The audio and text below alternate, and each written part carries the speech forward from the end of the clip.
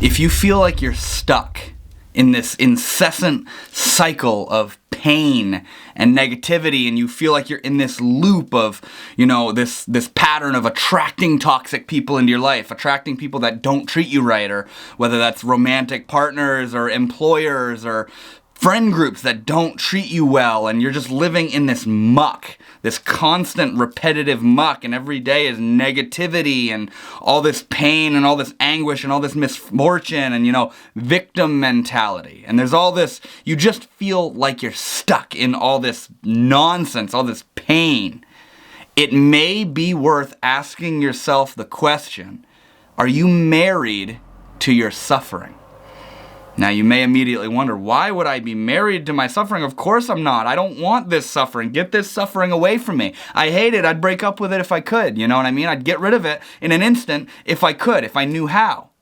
Well, let me explain a little bit. The idea of being married to your suffering is the idea of being sort of addicted to the known, addicted to the familiar. Because in the familiar, there is a sense of comfort. And even though that familiar is comfortable, that familiar may be that incessant loop and cycle of pain and suffering and woe is me and it's all bad and it's all horrible. I wish I could get out of it, but I'm not going to do what it takes to get out of it. Being addicted to that suffering, being married to your suffering means even though you don't want it, it feels familiar and therefore feels safe. You're deriving a sense of comfort, a sense of safety out of that cycle, that negative, toxic cycle, even though it feels horrible. You're sort of preferring it because it's familiar to you.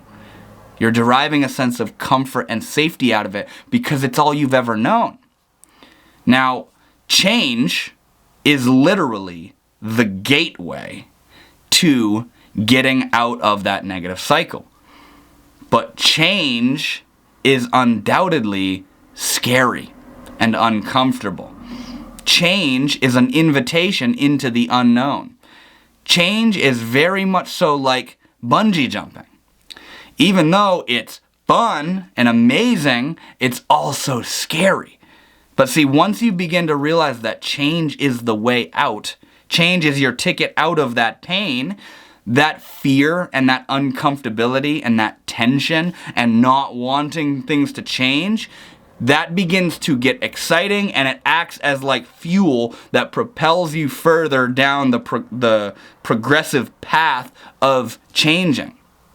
See, when you're living in a negative way and an opportunity comes your way that is sort of, like I was saying, a ticket, an invitation to live a different life, to lead a more healthy and more positive lifestyle. Like, let's say you have a job and you don't like your job and you hate your job, and then comes an opportunity to maybe move to a different state, or maybe not even move to a different state, but work a different schedule with a bunch of different people that you don't know, making a killer salary. And it's something, the job itself is something that's more in line with what you'd want to be doing. Somebody who's addicted to their comfort zone, that's afraid to step into the unknown, that's afraid to lean into the unknown, will deny that opportunity because it's unknown. They're essentially saying, this is an awesome offer, but I prefer hating my job because I know it. Now, this is the same thing with you have a toxic partner. You're married to a toxic partner. In the same way I was talking about being married to your suffering, you're married to this toxic partner. The idea of leaving is terrifying. Because even though you can't stand being with this person, you're addicted to the mindset of, I can't stand being with this person. So then when you put yourself in the situation where you're not with that person, you're so used to that thought process triggering, that firing of, I can't stand being with this person, when you're not with them and that thought process fires and goes off, you're like, oh my God, wait, I'm not with them. I need to be with that toxic person so that I can continue not being able to stand being with them. The unknown is scary because it has so little to do with the story we're telling ourselves and what we've been living.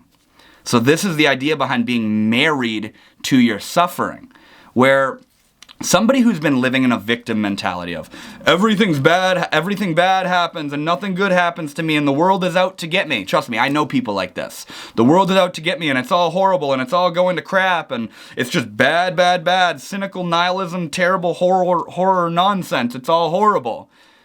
When something comes their way that goes against that story, aka something positive, they don't see it. They reject it. They twist it into something horrible. They alter the incoming image of this positive thing to fit their inner narrative. When somebody is offered the way out of their prison cell, you go up to them and you open up the prison cell and say, hey, you can come out. They say, no, I like it in here. I know this. I know this space. And then when, they come out of the prison cell, oh my God, it's scary. What's going on out here? I don't know anybody out here. It doesn't look the same. It's all different. And we go running back to our prison cell. Now, the reason we're living in that pain is because it's familiar. We know it. We can sort of count on it. The victim mentality, they can count on seeing everything in their day as going against them, as working against them, as out to get them. They can count on that. They can predict it. It's predictable. The reality they're living in is predictable. Even though it's negative and is tormenting their soul, they prefer it because they know it. And in knowing it, it feels safe. It feels comfortable. This is what keeps us living the same kind of life the rest of our lives. We're afraid of the unknown. We're afraid of change. And what this does is it keeps us living in a small version of ourselves where we want to grow. But the soul wants to grow and expand and develop and experience new things and change. Change is the remedy to the toxic, negative patterns of living. But the ego doesn't want to thrive. The ego wants to survive. And so what happens is when change begins to manifest itself, your life changes, you leave your partner, you change your job, you start having different hobbies, different interests, different friends, you get a new partner, you leave a partner, when change starts to manifest itself, which is inevitable, life is change, the ego says, watch it, don't get too comfortable, you don't know about this. You don't know if you're going to succeed. You don't know if this is going to be a good partner. You don't know if this job is right for you. You don't know if you'll like living in that new home or that new state or that new country. These hobbies, all these different hobbies, you don't know. That's not really you. You're changing. You're abandoning yourself. You're losing interest in who you really are, in what you really like to do. The ego is this sort of... It's painted in such a negative light often, the ego, but it's really just trying to keep you alive. Now, another example I can give here is the example of expressing yourself. My mom always points out this hilarious example that, when you're in a group of people and they all share an opinion and they're all going off each other with that opinion, and then you say, I disagree with you guys. The joke that my mom makes is when you say that, you might die. You might die because the tribe is going to kick you out. You're going to be abandoned. You're going to be ostracized from the tribe because you disagreed with them. And she's obviously being a little bit silly and overdramatic with the whole you might die thing, but that's the way, kind of, that the ego responds to the moment.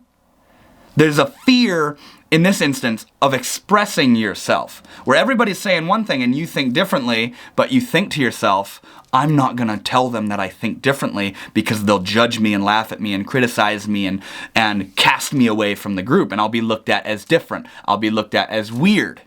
So we sort of adhere to this herd mentality, where it's better to not stand out than it is to stand out, because when I don't stand out, nobody looks at me, nobody questions me, nobody puts me on the spot.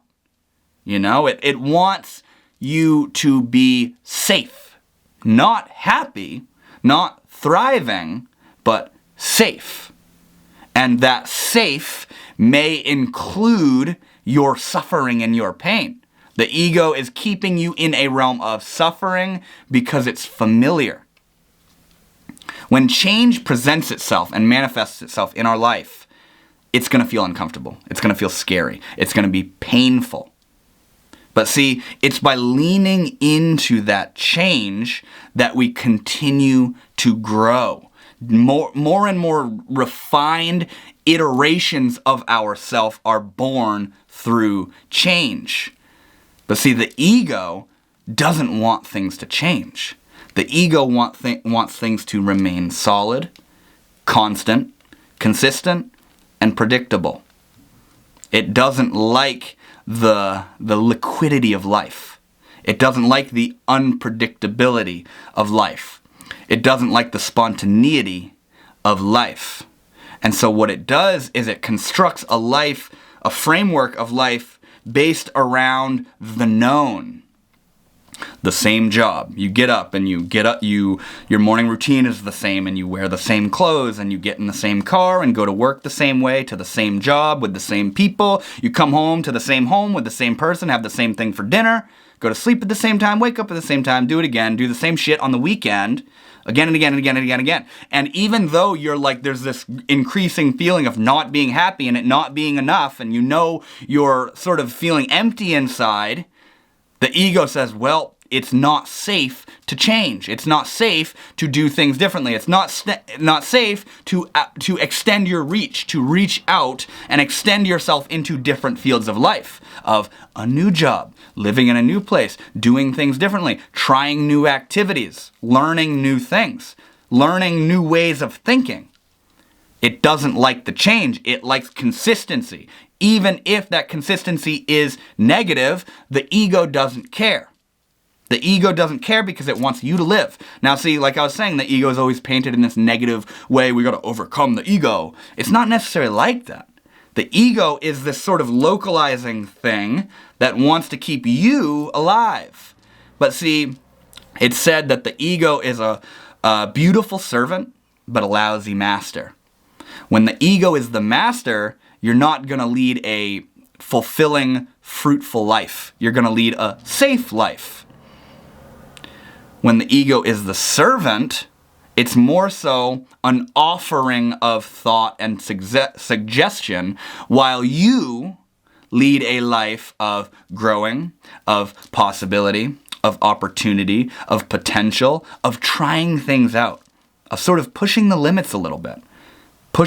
Setting the bar higher and higher and higher. Because you know what? That's how you grow. When you're working out, the idea is to slowly increase the reps. Because if you just do 5 push-ups and you just keep doing 5 push-ups for the rest of your life, you're going to live in 5 push-up world. But if you do 5 push-ups and it hurts, and then the next day you do 6 or 7, and then you go up to 15, and then you keep going, you want to keep that bar of strain, because that strain is where the growth happens. You know? There was this crazy experiment done where fleas were raised in a jar that was like this tall. And obviously you know how fleas can jump really far. The fleas in the jar, they were raised in the jar, they lived in the jar, they could only jump and they would hit the lid of that jar that they lived in. Then, when the lid was taken off and the fleas were let out of the jar, they only jumped the height of the jar. Even though a flea can jump like 3 feet in the air, that's raised in like a wild flea. These fleas that were raised in the jar in this experiment only jumped to the height that they were raised in. This is what we do. We limit our potential so much so that we don't even know what our potential really is. That flea doesn't even know he can jump 3 feet in the air. He thinks, oh, I can only jump this high, so I'm only going to jump this high. So he's not training the muscles to be able to jump that high. We live in the very same way. where when we live in a certain way for long enough, that becomes our known, that becomes our familiar. And in the familiar and in the known, the comfort zone is born. And that comfort zone it's called comfortable because you know it. The comfort zone is like settling back and kicking back in your prison cell. Little do you know, your true happiness and your true fulfillment and the potential that you can offer this world is right outside your comfort zone. But be ready. Be ready, because as you step out of that comfort zone, what do you think is going to happen? When you go out of your comfort zone, what happens? You feel uncomfortable. And the second you go out of that comfort zone and those feelings of uncomfortability are born, the ego says, don't do it. Nope, it's not safe out here. You don't know this. It's not unpredictable. It's not predictable. It's not consistent. You don't know it. You don't know what's going to happen. This isn't a safe choice. This isn't a wise choice. You're going to die. You're going to get kicked out of the tribe, to bring up my mom again. And see, when the ego is the master, we go, yeah, right. And then we go back to our prison cell. We go back into our comfort zone. We go back to our ex, back to our old job, back to where we used to live. We give up on our dream. When you pursue something and you fail, because failure is a part of growth, when you fail that first time, your ego says, see, I told you, you don't have what it takes. Don't try. And you go, yeah, when the ego's the master, you go, yeah, right. I'm going to stop trying. I'm going to abandon all my dreams and all my hopes because I failed once. When you put yourself out there, when you release a song or you write a book or you make a painting or you post something on social media, I deal with that a lot. Where when I put myself out there and someone criticizes me or I get a hate comment, that ego voice is like, see, you're not good enough. You're not good enough. They know, they see through you. They're going to make fun of you. They're going to kick you out. You're not doing good enough. You're not smart enough. You're not ready yet. Stop putting yourself out there. Now, the only reason it's telling me to stop putting myself out there is, one, because it feels like it can't handle the criticism, and two, it wants me to return to the comfort zone. It wants me to return to the known, to the safe, to the familiar. Because in there, nobody picks on Devin. Nobody picks on Devin when he's quiet and keeps to himself and doesn't speak his opinion and doesn't put himself out there. I can cite an exact direct example where over the years of having this YouTube channel, I've deliberately kept Devin, which is my name if you didn't know, separate from Northwood Shaman. Northwood Shaman's the YouTube channel. Devin is who I am to my friends and family and partners and coworkers and all this stuff. I kept them separate. And I kept them separate because I didn't want the people I knew, the people a part of my comfort zone, knowing that I was this YouTuber talking about crazy esoteric spiritual stuff and psychedelics and all this crazy stuff, right? I kept it separate. And over the years, as I've developed confidence in who I am, and I've developed an integration of the different levels of who I am, Devin and Northwood Shaman are coming together. Because in truth, in reality, they're not different. They're one. Devin is Northwood Shaman. I am Northwood Shaman. I am Devin. There's no difference. And the reason I kept that separation was because I was afraid of what other people were going to think. And slowly, very recently actually, I've been bringing the two together. Where it started was, I first made a Northwood Shaman Instagram account. And then, a year or so ago, I linked my personal Instagram account to my Northwood Shaman Instagram account. And then very recently, what I've started doing is I start posting the thumbnails of these videos on my personal account's story. So now everybody I went to school with, all my coworkers, all my friends, all the people that have followed me and I know, my family members, they all see it.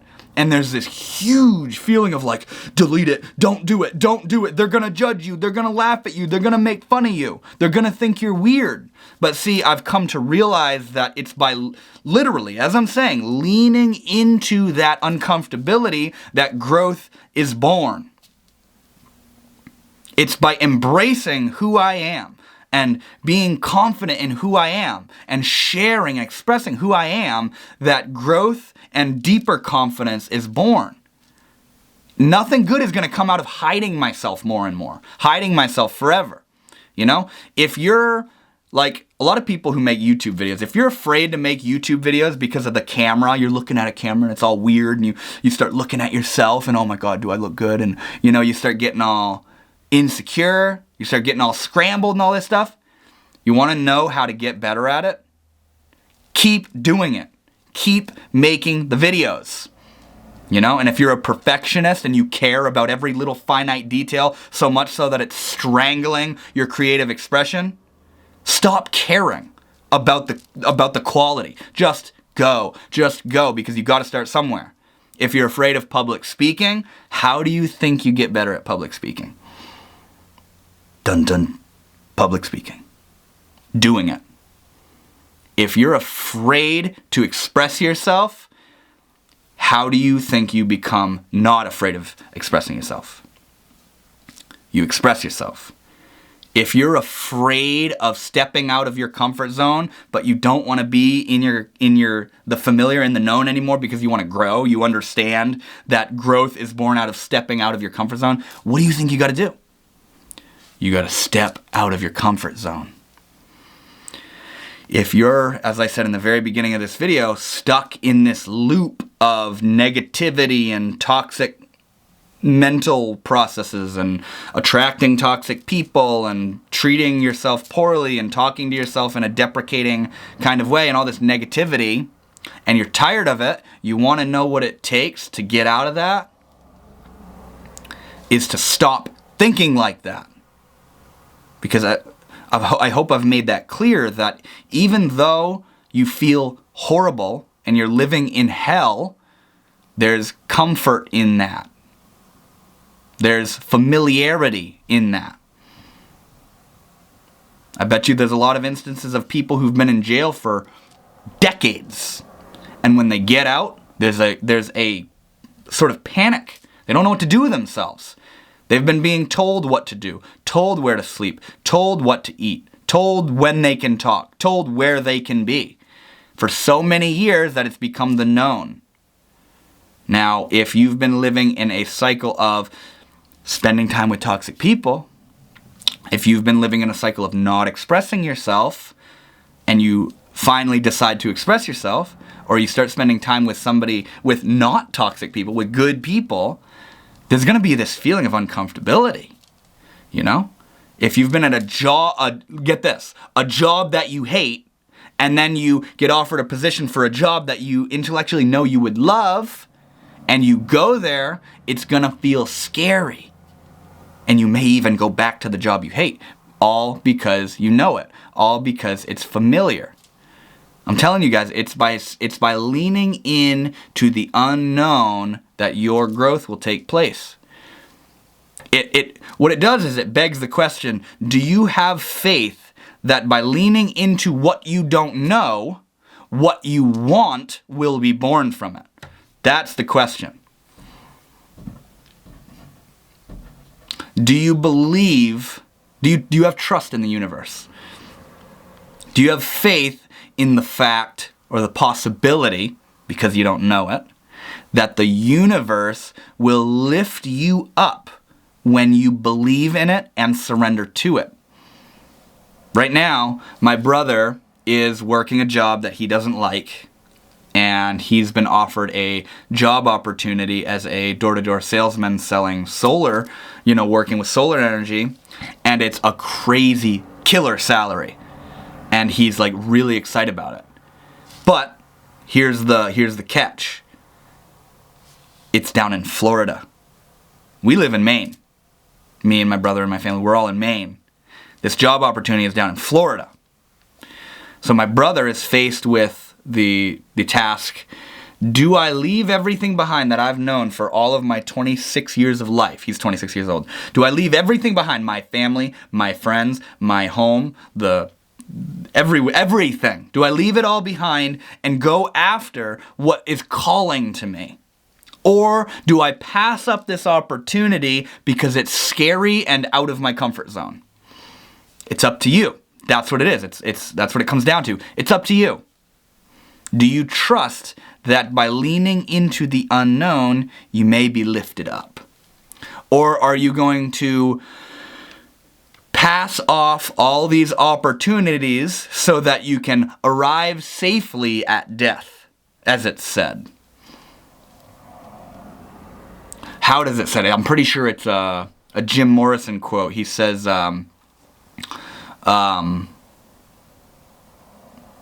it's about like declining love because you're afraid of heartbreak is like declining life because you're afraid of death. They go together. They go together. When you pursue something, when you aspire for something, when you reach into the unknown, when you leap and hurl yourself into the unknown, letdown and failure and different circumstances are a given in that. It's completely uncharted territory. At least for you personally. You don't know what you're doing. That's what's so scary about it. You don't know what you're doing. But the way that you learn about what you're doing is by doing it. You know? Think about all the people that died by trying plants and foods and stuff and ended up eating something poisonous, and then the tribe's like, well, we can't eat that. You know? It's faith, bro. It's faith. Do you want to live a small life and not pursue the passions and brilliant beauty and potential that is available in life so that you can arrive safely at death? Or, you know, do you want to live like YOLO, bro? Like, go after it. Ask them on a date. Start the business. Move to Florida. Say bye to your toxic ex. Let go of that toxic job you have. Get a new job. Let go of your toxic patterns of thinking. Live your life in a different way. Do today different. Try that on. Do today different. Because what have you got to lose? Your comfort zone. But as I've been reiterating throughout this video, your comfort zone doesn't have your happiness in mind. Your comfort zone just wants you to live and survive. Even if that means getting up absolutely depressed, absolutely negative, absolutely in agony and despair, going to the same job, coming home, not having enough energy to make dinner, eating a TV dinner, going to sleep, getting up, going to work, going home, not having hobbies, not pursuing anything in life. All just to stay alive. You know? It's not the way we're meant to live. It's a way you can live. It's a way a lot of people do live, but it's not how you have to live. You have the ability to live the life you want. You have the ability to go after what you want. You have the ability to pursue, to grow, to try things, to stand up for yourself. That thing that you're afraid to do because you think you'll be judged or you think you'll fail, that's the thing you need to do, bro. That's the thing you need to engage with. Go after it. Because what have you got to lose, man? Like I said, all you got to lose is your comfort zone. Worst comes to worst, you develop a comfort zone in a different area and don't get out of that. You know? This life, we got to go after it, man. We got to go after it. We don't have time. Life is short. It's not a long time. Now I'm not trying to create this rush, this hurry up. I'm just trying to like put into perspective, like, what are you doing with your life? Like, how are you living your life? How do you feel inside? If you hate the way you're living your life, change it.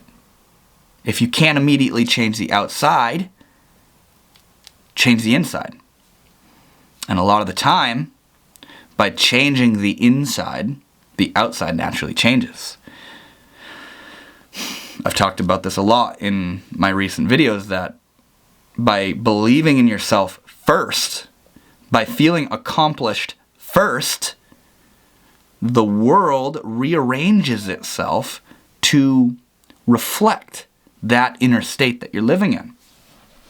If you're with a toxic partner that treats you like crap, and you reorientate, you reconfigure your relationship to yourself, where you start living in a vibration of, I don't let people treat me poorly, and you're with a partner who treats you poorly, when you start to live on that level of, I don't let people treat me poorly,